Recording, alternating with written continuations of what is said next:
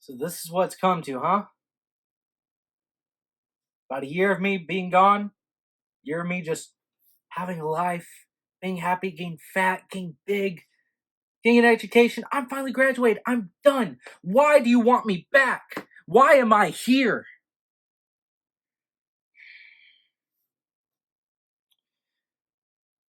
I guess it's to review this piece of crap.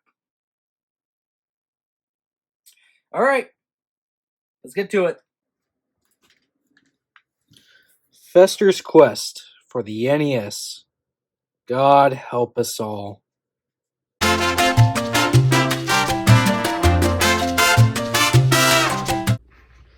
Fester's Quest for the NES.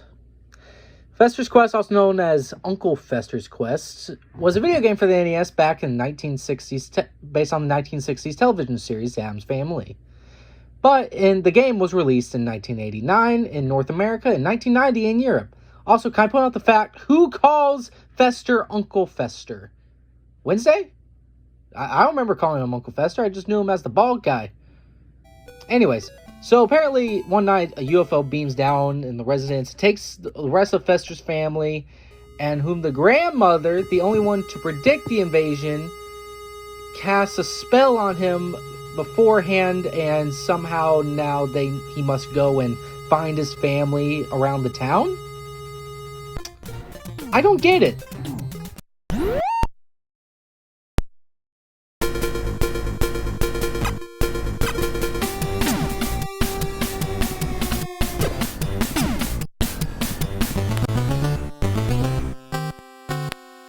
Are you kidding me right now? Okay, where to begin? The game itself runs smoothly. Sometimes Fester cuts out, sometimes he doesn't. There's a lot of levels onto this game, which I appreciate. But also, the weapons don't work half the time. They'll cut through the walls, or they won't hit the enemies, or sometimes the enemies won't properly die, they'll just respawn somewhere else.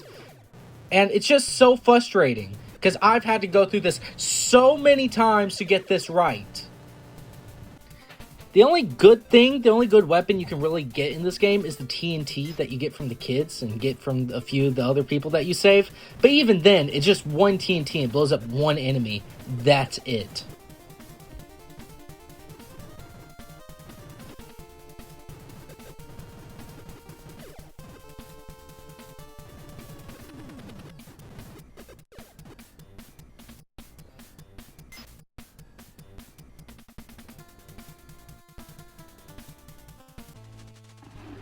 Oh, and might I just remind you, it is a puzzle game.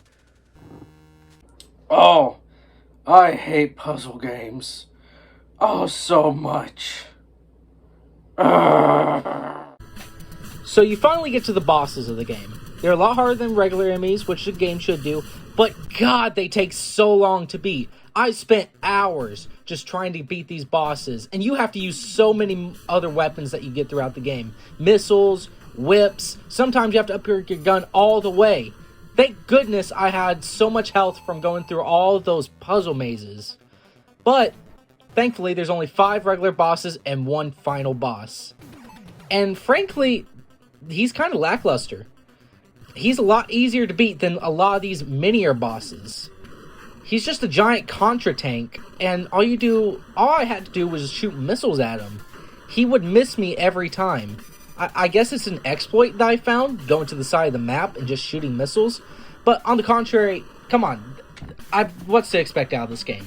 It's an old NES game, of course there's going to be some exploits that you can do.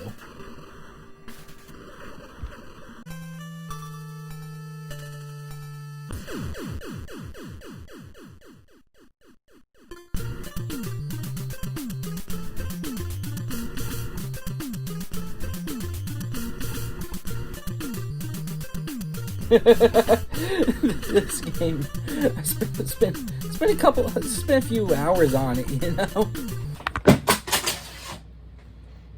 That's gone. Okay, granted, the game wasn't terrible. It wasn't something that I probably won't play again. I definitely won't play it again. No, I'm not playing that again. But it's not something that I totally hated. it was really actually fun to play through. And even with the bugs and even with all the stupid stuff that happened, it's an old game. Of course, I'm going to be mad at it, but even then, it's still a pretty good game. It's hard. It's really hard. Not as hard as Dragon's Lair or anything like that, but it's hard, and it really helps to go through all the mazes and do all the stuff to get the extra lives. But overall, it's a pretty decent game. All right. Besides me throwing the game, besides me doing any of the stuff, besides me bad talking it, it's a really decent game.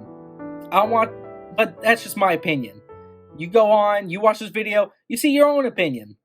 And hey, make sure you like, make sure you subscribe, and just wait on some more videos. I'm back in the game, baby.